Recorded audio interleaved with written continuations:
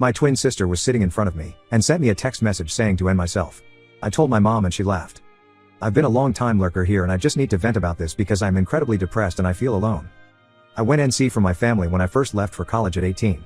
It lasted 2 years and then it eventually went low contact because I felt guilty about not talking to them. My mom was extremely abusive. She would strangle us, punch us in our backs, etc. You know how it goes. She never physically abused us when our dad was around, but the verbal abuse was enough to make him consider leaving her.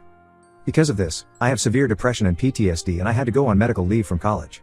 My mom begged me to come home for around 2 months before I gave in. I missed having a family and I am so stupid for being weak and giving in. Since I've been back, my mom has been doing weird things. She'll want me to get drunk with her, but I really can't drink alcohol because I'm on Celexa. When I refuse to drink, she'll give me the silent treatment for a few days. I'm always getting the silent treatment and it hurts. Today my mom asked me if I wanted to just live here and not go back to school. That made no sense. Why would I want to not complete my education?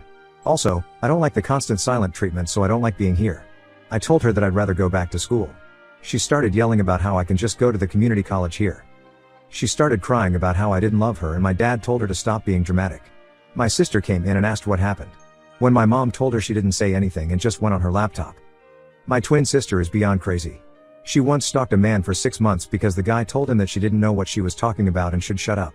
She found this guy's identity from a few Reddit comments and started physically mailing him things with death threats. She signed his Reddit username to everything.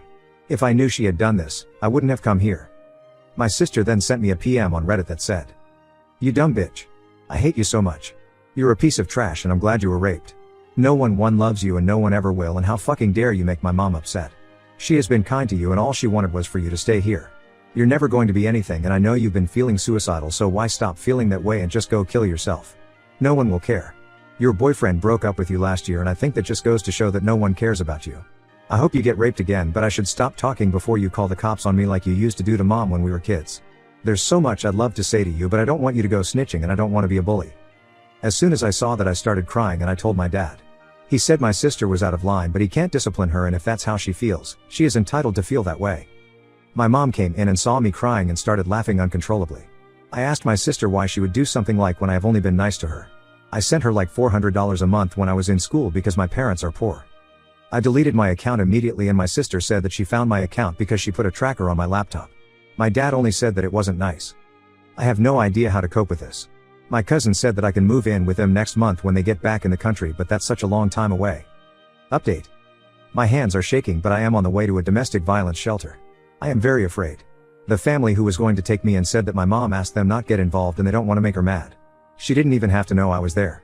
My entire family has known about the abuse and they tell me it's awful but have never done anything. I look a mess because it all happened fast. An object was thrown at me and nasty things were said. My life was threatened. I didn't even have time to shower yet. I am at the getting my medicine. The DV shelter is paying for it. I'm afraid of getting judged because I actually rolled out both bed and look awful. But I had to escape. The shelter only gives me 30 days, so at my job interview I think I'll be honest and tell them I really need the job because I'm in a shelter. It's at a cinema, so that would be nice. My friend and her parents live in my college town and said I could stay there. I just have to buy my ticket. Thanks for the encouragement and I hope things will be okay for me.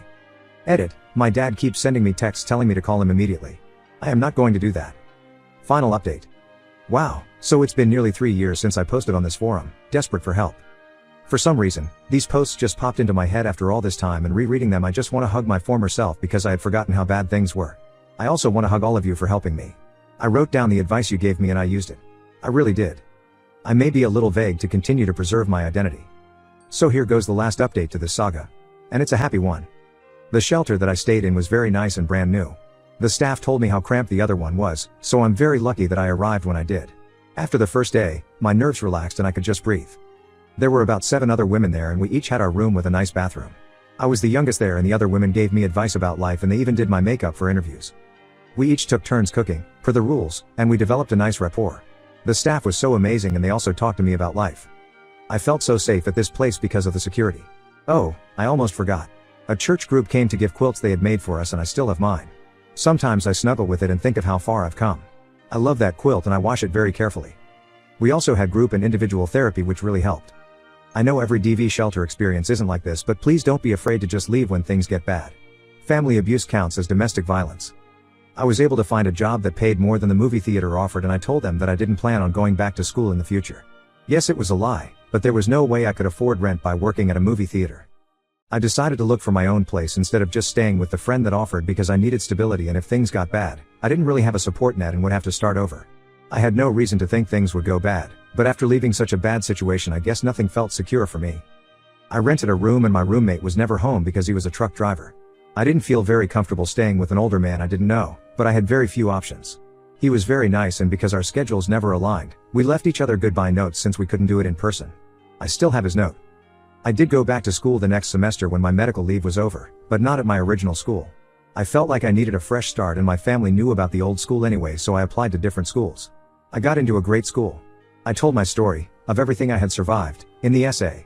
When my sister told me that I wasn't going to be anything, she was wrong. And I think she knew she was wrong in her assessment of me. I graduated this year and I have stability that I've never known before. Although I'm a few years older than I wanted to be when I graduated, I realized that sort of thing doesn't even matter, and the medical leave was beneficial. I just got engaged to a lovely man with a lovely family. They always tell me they're my family, and I'm so close with my future mill. I had food poisoning for the first time a few days ago, and my fiancé left the house at 2 a.m. to get Pedialyte just to make sure I was hydrated.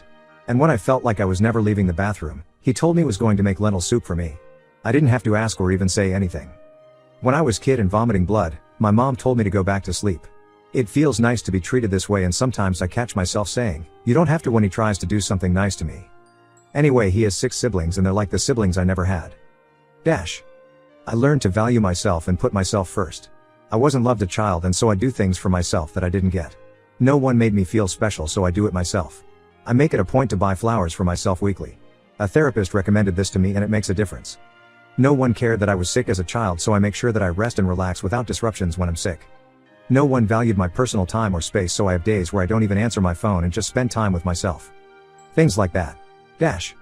Thanks again to everyone for helping me. When I made that last update, I was crying and I really didn't think I was going to be okay.